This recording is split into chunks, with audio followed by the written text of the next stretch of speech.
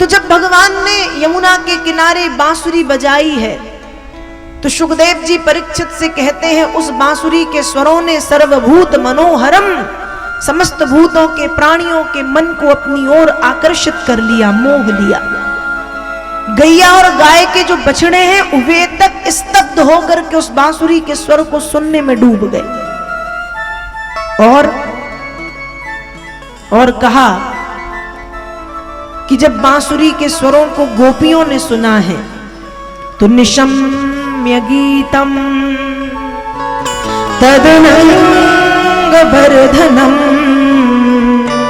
ब्रज स्त्रियः कृष्ण गृहीत मानसा आजगुरन्योन्यमलक्षितोद्यमा सयत्र कांतो जवलोल कुंडलः।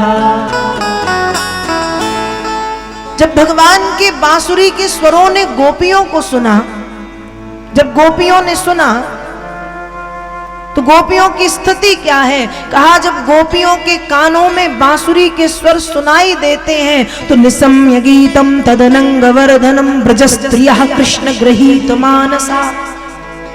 वो जो गोपियां हैं उनके अंग प्रत्यंग में वर्धन होने लगा, एक उत्साह, एक आनंद छा गया। आनंद की तरंगें उठ उठ करके खड़ी होने लगी और फिर गोपिकाओं ने सब कुछ छोड़ दिया, अपने पति का, अपने बच्चों का, अपने माता पिता का, अपने घर परिवार का त्याग करके धैर्य, मर्यादा, संकोच आदि सभी को छोड़ते हुए गोपिकाएं भगवान श्री कृष्ण से मिलने के लिए यमुना के तट पर भागती हैं। जब भगवान ने बांसुरी बजाई तो गोपिकाएं अपने अपने कामों को कर रही थी। वेद व्यास जी लिखते हैं कि कुछ गोपिकाएं भोजन पका रही थी, लेकिन जैसे ही बांसुरी सुनी तो भोजन पकाना भूल गई और भोजन चूल्हे पर ही चढ़ा करके चली गई। कुछ गोपिकाएं अपने पतिदेव को भोजन परोस रही थी, तो पतिदेव को भोजन परोसा, लेकिन जैसे ही बांसुरी कान में सुनाई दी और दो चार बर्तन उठा के पति को ही फेंक के मारे और चल दी यमुना के किनारे कृष्ण से मिलने। कुछ गोपिकाएं स्नान कर रही थी, जैसे ही कान में बांसुरी सुनाई दी स्नान करना छोड़ के उल्टे पुल्टे आधे अधूरे वस्त्र पहन करके वैसे ही चल दी। कुछ गोपिकाएं खुद भोजन कर रही थी, लेकिन जैसे ही बांसुरी सुनी भोजन करना छोड़ दिया, कौर मुख में ही है और वैसे ही चल दी। कुछ गोपिकाओं ने क्या किया? कहा और जो अन्य कुछ गोपिकाएं हैं वो श्रृंगार कर रही हैं। तो जब बांसुरी सुनी तो ऐसा श्रृंगार कि दोनों पैरों की पायल को जोड़ के गले में पहना, गले का हार पैर में पहना, उल्टा सीधा श्रृंगार करके चल पड़ी।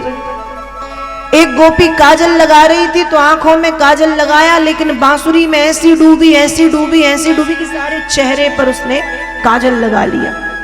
पूरा चेहरा गोपी ने काला कर लिया और वैसे ही चल दी। और अब जब गोपी वैसे ही चल दी तो भगवान कृष्ण कहते हैं कि मतलब गोपियां कहती हैं उस गोपी से कि अरे गोपी, जब कोई प्रेयसी अपने प्रेमी से मिलने के लिए जाती है तो वो तो और सज धज के और श्रृंगार करके और सुंदर बन के जाती है, पर तुम ऐसे जाओगी कृष्ण के पास? गोपी ने कहा हाँ मैं ऐसे जाऊंगी। तो गोपियों ने कहा तो भूल जाओ कि कृष्ण तुम्हारी तरफ देखेंगे। गोपी ने कहा क्यों नहीं देखेंगे? तो गोपियां कहती हैं ऐसी काली कलोटी को कौन देखेगा, कृष्ण की तो छोड़ो। तब वो गोपी कहती है कि ये रूप, रंग और सुंदरता सिर्फ संसार के लोग देखते हैं। ये रूप, रंग और सुंदरता सिर्फ संसार के लोग देखते हैं। कृष्ण ये नहीं देखते कि तुम्हारा रंग क्या है, तुम कितने सुंदर हो, तुम कैसे दिखते हो। कृष्ण ये नहीं देखते। कृष्ण तो सिर्फ ये देखते हैं कि आपके मन के भाव कितने पवित्र हैं, आपका मन कितना पवित्र है। तो गोपी कहती है तुम देखना, तुम सबसे ज्यादा कृष्ण मुझे देखने वाले हैं। दूसरी गोपियों ने कहा अच्छा, हम इतना 16 श्रृंगार करके सज धज के जा रही हैं और हमें ना देख करके कृष्ण तुम जैसी काली कलूटी को देखेंगे। क्यों? गोपी बोली इसलिए क्योंकि देखने का पहला कारण कृष्ण मन के पवित्रता को देखते हैं, चेहरे की सुंदरता को नहीं, कृष्ण मन की पवित्रता को। तो मुझे देखने का पहला कारण कि कृष्ण भाव को देखते हैं, और मुझे देखने का दूसरा कारण कृष्ण भी काले हैं और मैं भी काली हूं, इसलिए अपने रंग वाली को वो ज्यादा देखेंगे। ऐसा गोपी एक दूसरे से बातें करती हैं, और सारी गोपियां धैर्य, मर्यादा, संकोच आदि सबको छोड़ती हुई भगवान श्री कृष्ण से मिलने के लिए चली जा रही हैं, भागते हुए चली जा रही हैं, चली जा रही हैं, चली जा रही हैं, चली जा रही हैं। कुछ गोपिकाएं घर से तो निकली, लेकिन रात्रि थी।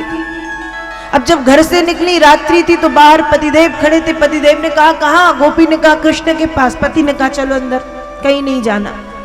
और पति ने एक दरवाजे के अंदर कुछ गोपियों को बंद कर दिया। तो जो गोपिकाएं नहीं पहुंच पाई, वो इतनी तेज विरह की अग्नि में जली हैं, इतनी तेज विरह अग्नि में जली हैं कि उस विरह की अग्नि के कारण उनके शरीर से प्राण निकल करके यमुना के तट पर पहुंच गए और शरीर वहीं कमरे में छूट गया।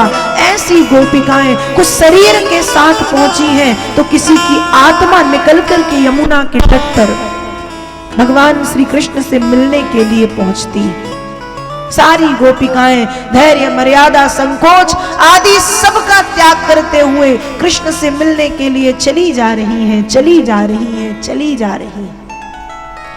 आज भगवान ने जब गोपियों को आते हुए देखा तो भगवान भी कहते हैं स्वागतम भो महाभागा प्रियम किम करवाणि चो ब्रजस्या नामयं कश्चित् भूतागमन कारणम। भगवान कृष्ण कहते हैं स्वागतम भो, हे गोपियों तुम्हारा स्वागत है, तुम्हारा स्वागत है। प्रियम किम करवाणी चो, मैं तुम्हारी क्या सेवा करूं। आज कृष्ण ने जब गोपियों को आते देखा तो कृष्ण गोपियों का स्वागत करते हैं। क्यों? क्योंकि आज कृष्ण ने गोपियों में गोपियों को नहीं देखा, आज कृष्ण ने गोपियों में ब्रज की शक्तियों को इकट्ठे आते हुए देखा। देखो ये जो गोपियां थी, ये कोई साधारण स्त्रियां नहीं थी। जब राम जी को 14 वर्ष का वनवास हुआ और राम जी जब दंडक वन से निकल रहे थे, तो दंडक वन की जो ऋषि पत्नियां थीं, वे राम जी से कहती हैं कि हे भगवान, हमने आपका दर्शन तो बहुत किया है, लेकिन हम भी आपका सानिध्य प्राप्त करना चाहते हैं।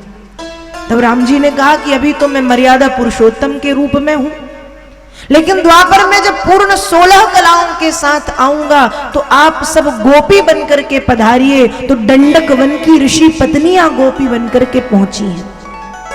जनकपुर की देवियां, जब राम जी जनकपुर पहुंचे हैं और जनकपुर की देवियों ने सुंदर सुंदर राम जी का दर्शन किया है, तो जनकपुर की देवियों के मन में भी लालसा है कि हमें भी आपका सानिध्य प्राप्त हो सरकार।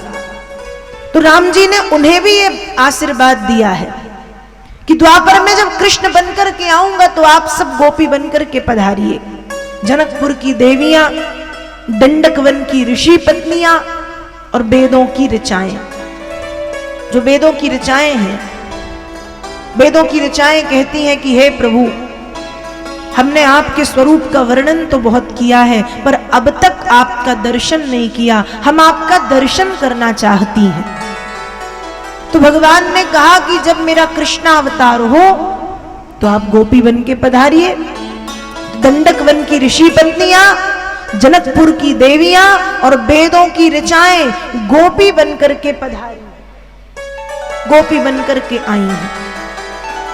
और जब ये सब गोपी बनकर के पधारी हैं तो आज भगवान कृष्ण कहते हैं स्वागतम भो महाभागा प्रियम किम करवाणि चो ब्रजस्या नामयं कश्चित द्रुतागमन कारणम। भगवान कृष्ण कह रहे हैं स्वागतम स्वागतम स्वागतम, तुम्हारा स्वागत है स्वागत है स्वागत है। गोपिकाओं का भगवान ने स्वागत किया है। प्रियम किम करवाणी चो, तुम्हारी क्या सेवा करूं।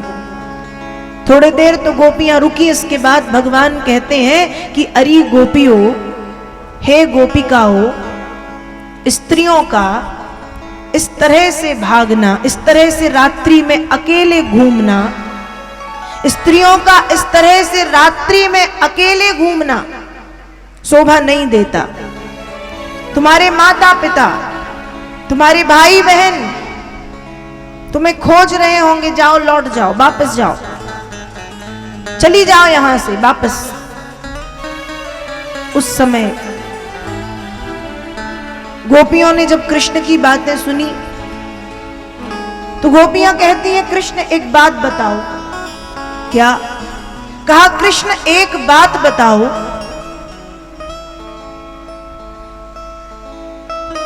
हमारे पतिदेव 8 दिन के लिए कहीं बाहर घूमने जाएं और अपनी एक मिट्टी की मूर्ति हमें देके जाएं कि इस मिट्टी की मूर्ति की खूब सेवा करो, इसके साथ रहो, खूब सेवा शुश्रूषा करो।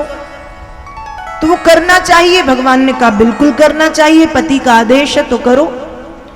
गोपियों ने कहा ठीक, लेकिन 8 दिन पूरे होने के बाद जब हमारे पति घर आए और हम उस मिट्टी की मूर्ति की सेवा में लगे हुए हों, पतिदेव घर आ रहे हों, दरवाजे पर खड़े होकर दरवाजे खटखटाते हों, तो कृष्ण क्या करना चाहिए? उस मिट्टी की मूर्ति की सेवा करनी चाहिए या मिट्टी की मूर्ति की सेवा को त्याग के अपने सच्चे पति का स्वागत करना चाहिए? भगवान ने कहा यह भी कोई पूछने की बात है? जब पतिदेव आ गए हैं तो मिट्टी की मूर्ति को छोड़ के अपने पति का स्वागत करो, अपने पति का सत्कार करो। तो गोपी कहती है अभी जो हम कर रहे हैं वो क्या है? भगवान ने कहा मतलब ये कि जो घर पे सो रहा है या जो घर पे बैठा है वो नकली पति है, वो हाड़ मांस का पुतला है, वो आज है कल मर जाएगा। जब हमें जगत पति की प्राप्ति हो गई है तो हम नकली पति की सेवा क्यों करें?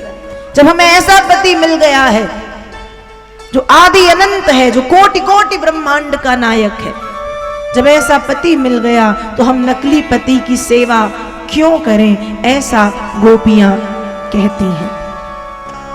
और जब भगवान ने ये बातें सुनी तो भगवान भी भक्त के वश में है।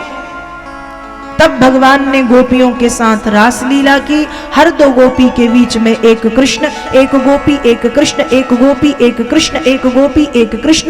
गोपियां सुंदर सुंदर दिख रही हैं। भगवान काले काले बादलों की तरह श्याम वर्ण की और गोपियां बादलों के बीच में चमकने वाली बिजली की तरह श्वेत स्वच्छ धवल दिखाई दे रही हैं। और भगवान ने रास लीला की है। ऐसो रास रचो वृंदावन, बज रही पायल की झनकार, पायल की झनकार बज रही, पायल की झनकार। ऐसो रास रचो वृंदावन, बज रही पायल की झनकार।